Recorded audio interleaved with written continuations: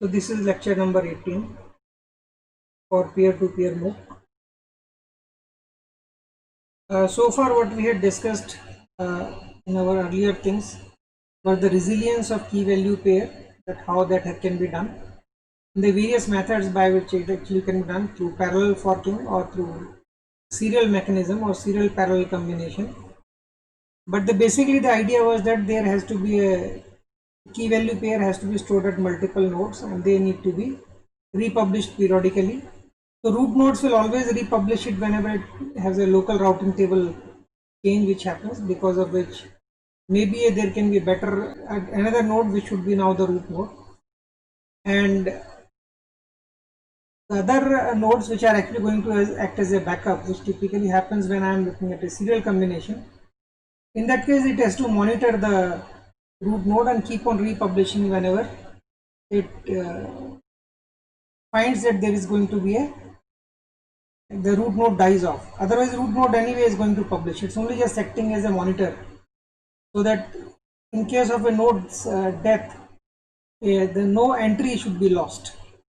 Now we further extend this, and now we come to another application. Earlier we have talked about voice over IP, where we were just trying to find out who are the other endpoint and then trying to set up the call. Now we are looking at a distributed file system. Okay. So in distributed file system, what we are looking at is that nodes actually have a lot of storage with them, and they all are willing to now collaborate with each other. Okay. So once they collaborate with each other, so this storage is now, whatever storage they have, the disks which they have, they essentially now cooperate with each other. So this becomes a pooled resource. Okay. So all storage will become a pooled resource. And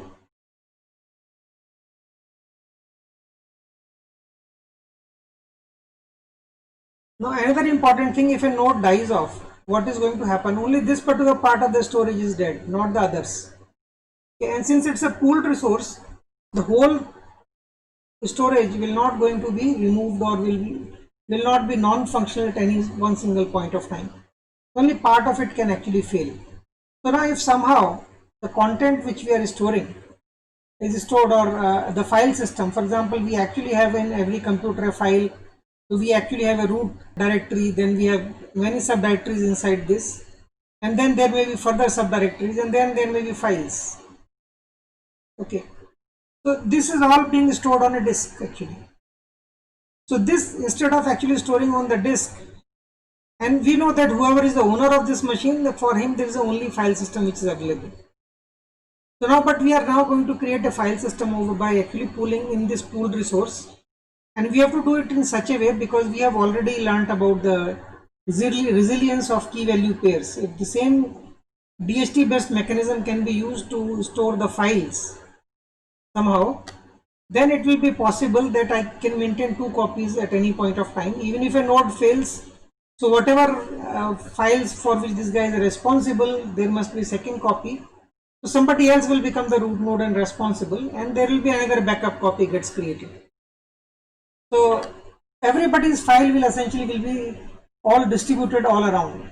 Okay, so removal of one single node will not be causing the loss of files. So this will be very something like we have Google Drive service you want to actually find out, you want to use. So it's just like a cloud. So actually I use on my local machine, but this gets in sync with the Google Drive. So even if my machine dies off, I can always get another machine, or whenever machine gets repaired, it will again do the sync and I will get the same files here. But here the idea is that your main storage is still is this. The drive is actually using as you are using as a backup. But in our case, even if you have a file, you don't actually maintain all your files here. They are maintained in this cloud, which is formed by peer-to-peer system. Okay, so whenever you need something, you will retrieve it from here and you will also write it back to here. So everybody does it. So this is basically collaborative use of disk storage, but it gives resilience. And this is not something like this where it is acting like a backup. Though it is possible that you can form a backup, You can actually have a application maybe using some files. So, but these files are there on its local disk. But we can actually make a program where this program actually then keep on whatever changes which happens in this local space is being pushed into this particular the cloud, the storage cloud which we are forming. Okay, so this will give the similar functionality what the Google Drive or OneDrive actually provides. Of course, we do have now applications on OneDrive as well as on Google Drive where they use local disk only as a cache, the way I have been telling for this particular situation. And Google Drive also does work in this mode where it actually you can create a backup on the Google Drive. So both modes are feasible. We will be first of all looking into this particular mode of operation where you don't actually have everything on local disk only act as a cache, but the part of the disk is part of this storage cloud and your file system actually is on the storage cloud. Now how this actually will be done? Now there are so many people who are actually contributing and each one of them have to have their own file system. So how to handle this situation? I cannot have this, for example, in this case when I am creating a normal file system, I have a root directory, then within that there will be subdirectories will be there. Okay. So in any file system, and then we can move to subdirectory. So I can move back and forth and ultimately there will be files which will be listed. And files can be of huge size. But normally when you are actually going on to disk, so disk has a very fixed capacity. There are actually sectors which are available and the disk which are available. So it actually organizes on that part small chunks, and these chunks are being used as a kind of a list. So if this is the head of the file, so you point to the next one. So this is how the long files are also written using multiple smaller chunks or the basic units in the storage. But this becomes transparent to user. He only sees as one single file. I have to now provide something similar, but now there are multiple users. How to now create this? So what we do is the root of a file, I will now be making a different kind of URI. Basically we have to now search for key, and based on the key I will find out a fragment or multiple fragments which I can put them together and can actually understand what's there in that file. So how the root actually will be figured out? So one possibility is I can take this root, compute the hash of this, okay, and this will give me a hash ID, and I can go to a node in a DHT network. I have still not talked about it, which particular DHT networks. It actually normally will be a separate layer. I will come back to this. So in DHT network I will come to a root node. The root node will mention for this there is going to be a corresponding value. So this is the key, but this is a value. Now the problem is for all different users this will be the same key. I need a unique key for every file which is going to be there. I should have a unique namespace for each user. So what we do is we actually in Brihaspati 4 design we have created this is what we call the protocol which we are using. It's a distributed file system. Then we use email ID. For example, this is my email ID which I have. For my file system it will be there.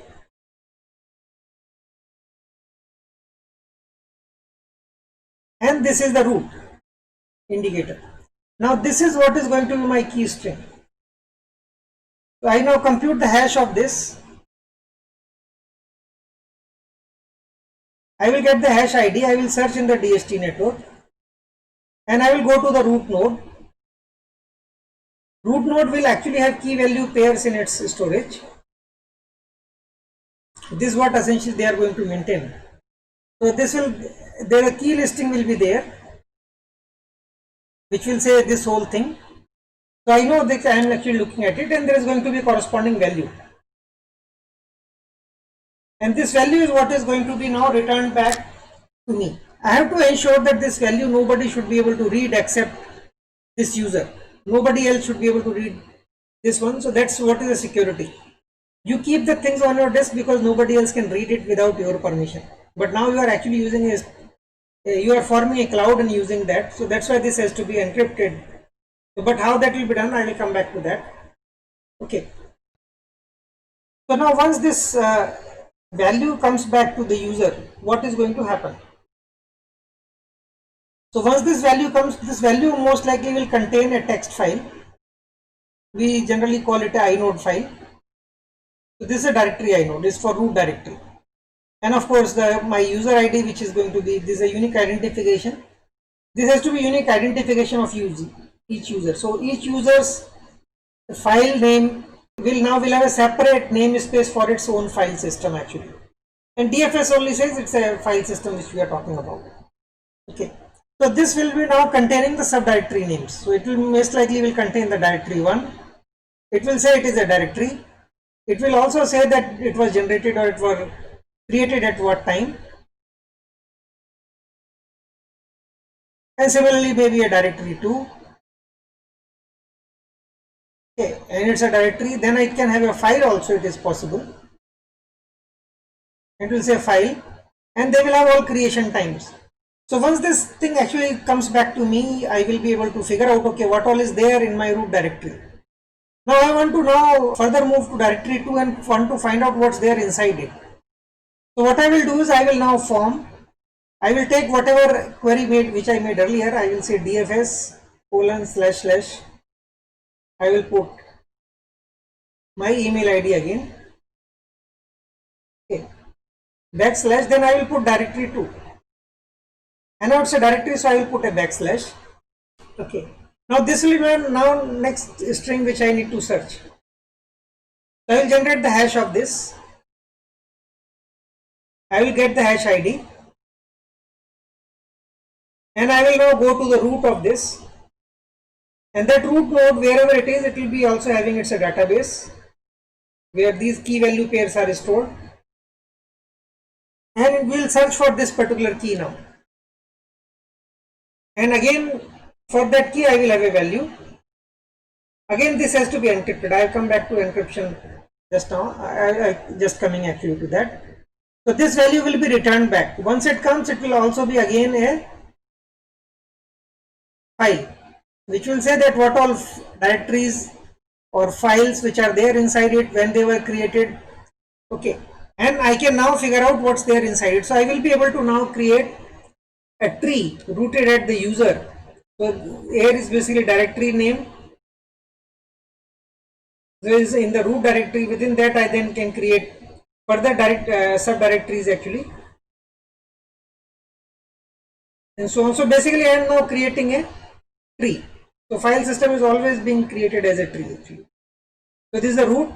Root will contain either directories which may have further nodes. When it is a file, it will not have further nodes. It's actually that's a file, that's it.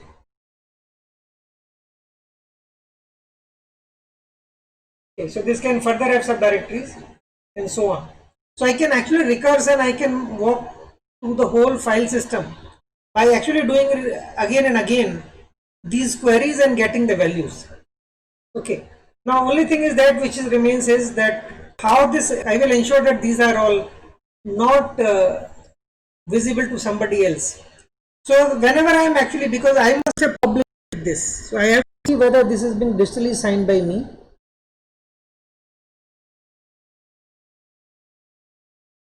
So every entry which you put, there will be digitally signed. You will have a creation date when this was created. Okay. And of course, you also get the creation date in the previous inode also, the same creation date which is here. Okay. So in fact, there can be for example, I write this particular file name I want to search. I will now create, I will somehow find out what is the location, email ID / directory, that file name, and I will search for using I will compute the hash of this. Using hash ID, go to the root, find out the content, this content. Now I can actually I can make some editing changes and again submit the file. So what should happen? Should I actually remove the earlier one or not? So maybe not, earlier one should not be removed. I should actually also put an expiry date here. Maybe I am putting 6 months, it has to be there. So, but I have to ensure that within 6 months I have to be on and I have to go through, scan through all my file system and either refresh the expiry time, or when I am overwriting, I will create another entry with the same key value actually. So when I am going to make a query, I may get multiple values for the same key. For example, for this same key, I may get multiple values. I have to look at what is the creation time and I will use the latest one. So that's why now these are like different versions being created. Older versions will die out as time passes by. The latest version is going to always die out much later. Okay, because it has been created later. So if it is required, I can always backtrack and fetch the earlier files. That's typically the way we actually keep the things in cloud. We don't delete the things. Even if I want to have a deletion of this file to be done, I will actually create an entry that this particular thing is there, but it is deleted. So I will also keep it in the inode, and I will also keep it here that is a deleted, is a null. Okay, I will just keep the status of this and then digitally signed creation date and everything. So when all other earlier versions are dead, after some time this will also be purged, no entry exists. Okay, I have to keep track because nobody should be able to access. I should be able to find out. Okay. Now, while publishing, this is also important. For example, I want to publish this file. Just publishing this file at the root of the hash ID of this particular key is not good enough. I should also make an entry of this file in the previous inode. Okay, so I have to remove this file name, find out this whole stuff, and then actually retrieve that particular text file, and I have to republish it by making all the modifications. That will become another version. So you will be always looking at the latest version of all the key value pairs which are there. So some of them will be changing pretty fast, so you will be creating more versions, but they will be also expiring very fast. So depending on some things which are going to be changed very fast, you will be setting up the expiry time to be very large and some to be very small. So this has to be done by the user itself. Okay. Now coming to the encryption part, how this will be encrypted so that nobody else can read it. So normally the content which will be put in, okay, you will be having this content will be encrypted by a key. So key will be some random string. Before you publish, you will generate that key, and that key is going to be further encrypted with your public key. So now the guy who only holds the private key, which must be you, only you will be able to decrypt this whole stuff. So this is what is going to become your content. Okay, and then you will be actually now putting a digital signatures, and if there is a copy, number of copies, all that thing. For replication thing has to be done. So there may be at two different root nodes, the same thing might be published. So there is a copy 1 and copy 2 of the same thing. So I will essentially be taking this and will be appending copy 1 and copy 2 if the two copies have to be maintained. And based on that, this same thing might be published at two root nodes. Okay. So now there will be digital signatures here. There will be user ID. So user ID's certificate can always be retrieved from the base layer, as I had mentioned earlier. And this is how every content will be now encrypted and kept. So nobody else can read except you. But you are actually maintaining a file system in a distributed user cloud. Now, there is one more thing which we do, one more thing which I would like to introduce, that when I am actually searching for this file name, so the way we have designed in Brihaspati 4, I don't actually get this file name because this file can be very large. Okay, I might have a movie file of say 1 GB. So with this key, I can't actually hold 1 GB in one single place. So normally any file will be partitioned into fragments, multiple fragments. So they may be say 1024 kilobytes. There is a 1 MB size actually, or maybe 1024 bytes or 1 kilobyte.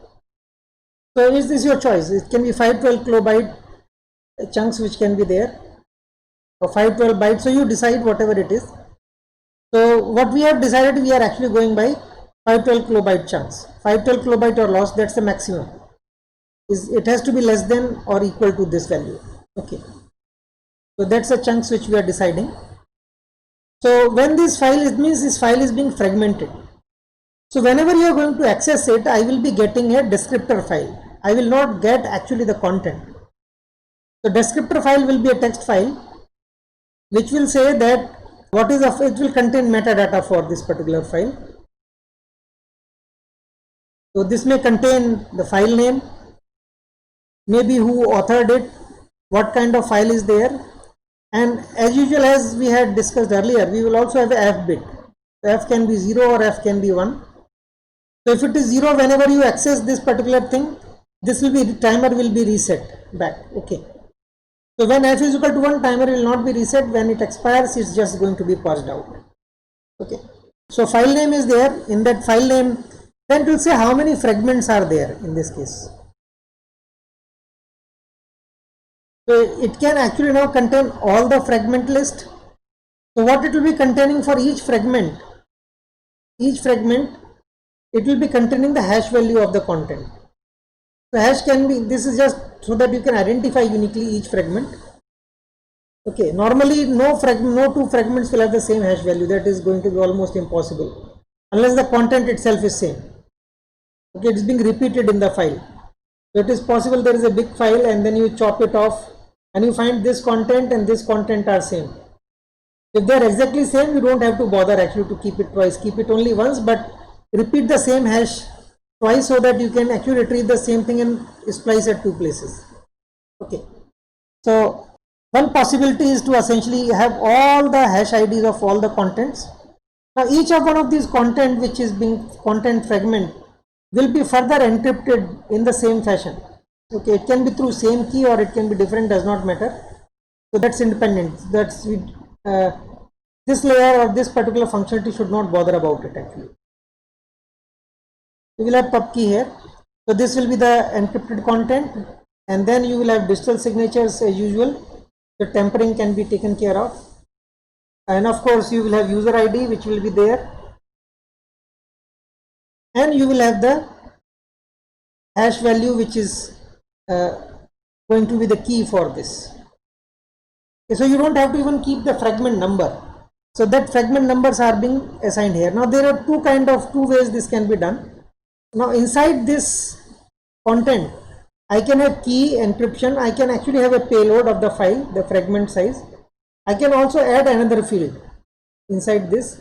This can be the next hash of the content. Okay, so you actually break the content, you compute the hash of this, which will be its key. So next content, you compute the hash and you append here. So this is what is going to be stored with this particular hash. So in that case, if you do it in this way, serial chaining, okay, in that case you don't require all the hash values, you only require the first one, and it will keep on doing it till it will actually fetch you the first content fragment.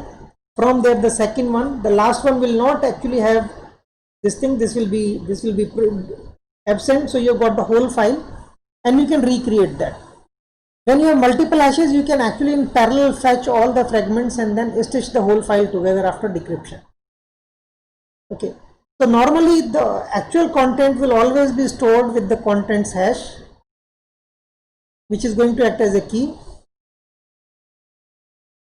and the content.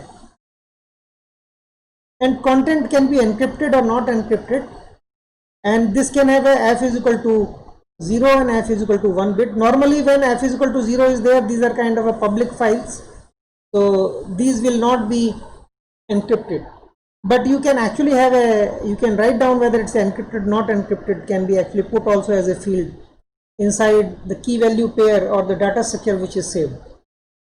Okay, now there will be some, for example, you have a movie file and you want to do it, so you actually create fragments of movie descriptor. You create, each fragment is being actually accessed by the hash value of that fragment. Okay, that's a key value pair, and this goes in a descriptor file, and I can compute the hash of this, and that is being used to identify the file itself. So for movie files typically you can do that, because, and then when I am actually going to keep this in my file system as a link, is basically is a link which we are creating. So I can actually just simply have marker called dfs:/ something directory subdirectory, then I can actually have a descriptor file. The descriptor file will be something like this, where I can store metadata. This is a movie file, so and so, this is the hash through which you search, and using that hash I will now go to this hash, find out this descriptor file for either parallel access or through a serial access. So this way I will be able to actually create a distributed file system. Now let's see how this actually is going to be implemented in application. In Brihaspati 4, the way we have done is, so we have an application which is going to access the file system. So it actually uses an API. So mostly it's a basically read and write options. So this read and write APIs will have arguments. So basically what is the current directory? It can be full length or it can be with respect to the current position in the directory. And this actually goes to function implementation, which in turn then actually accesses the DHT network to access this stuff. So we also maintain a cache here. So whenever a fragment or something is coming, that will be stored in the cache. Okay. And whenever read has to happen, it will first of all search in the cache. If you can't find in the cache, it will search in the DHT. If the failure comes from DHT, it will tell this does not exist. If it exists in DHT, it will come back and it will be first of all stored in cache and then it will be given back to the user or whatever application which you have written. And while writing again, it has to be written in the cache as well as to the DHT also. So again, remember it's a version number which is going to change automatically, and version will be essentially decided by the date when the document has been saved. Key value pair actually has been saved. So every file essentially will be split into multiple parts and spread across the whole network. Now one of the challenges, this is basically the basic distributed file system. Now one of the challenges that I am assuming that every node actually has the storage. So every node may not have the storage. That's one problem. So in fact, in the beginning when we create this system, so nodes who have storage actually they only have to come up and we will create a separate DHT layer for them. Okay, so there is a separate storage DHT layer which is used for providing this storage service. Other nodes normally can be the user of this, they can be leaf node to this DHT, but they may not, if they are not participating. If storage DHT does allow, they can actually store their file system there without contributing anything back. Okay, but this actually leads to another problem called pre-writing. We'll try to look at that problem later on. So this storage DHT has to be created as a separate thing. Only some of the nodes will be participating. So there will be separate routing table for this. Okay, these routing tables have to be exchanged across the storage DHT and maintained continuously. And this will again routing table we are using same thing what we had used in the base Tapestry Chord hybrid only we have been using. So which is again logarithmic partitioning based system. So now only problem which remains is that some people will have less storage, some will have higher storage, and they just randomly get placed in the node ID space. Now the problem is in node ID space, if they are just randomly placed, then there is a problem actually. So they will be responsible for some of the hash IDs. So almost everybody will be responsible for equal number of hash IDs, and since it's a uniform distribution, they all should actually contribute equal amount of the storage. Now which actually is not going to be feasible. Some will be doing less, some will be higher. So how to solve this particular problem? So in the next video, we'll be looking at this situation, how this is handled. Okay, so unequal storage, if these are there, how this storage problem is going to be resolved in the storage DHT. So now, as of now, we know how the DFS is going to work. We have to solve the next problem of the storage DHT non-uniformity. And then of course, how if the people start doing free riding, they have storage, but they declare they don't have anything. So they start using the storage from the guys who actually are providing generously. So this is actually cheating. This should not be allowed. So how can we build up a system by which this actually can be discouraged? So we'll try to look at one particular scheme which we have planned for Brihaspati 4 system in one of the videos in the future. So with that, I close the lecture for today, and we'll soon meet with the next video on non-uniformity of the storage in storage DHT.